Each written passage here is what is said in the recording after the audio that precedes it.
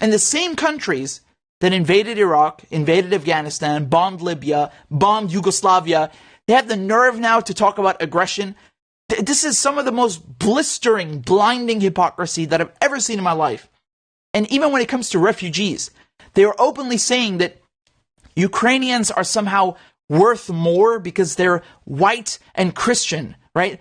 I mean, they don't even bother hiding their racism anymore. They're just so shameless saying these things on camera like it's nothing.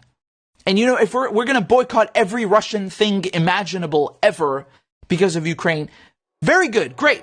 So where's the boycott of U.S. athletes and films and music and art and food after the U.S. invaded Iraq or Syria or destroyed Libya? Huh? You know, those people, they don't matter because they're not white? How come all of these embassies and monuments in the West, they don't put up the Arab colors on their buildings? Why all of this outrage over Ukraine, but nothing, not a word, it's not even comparable, right? When the US and NATO, they commit far worse crimes. We don't hear a word.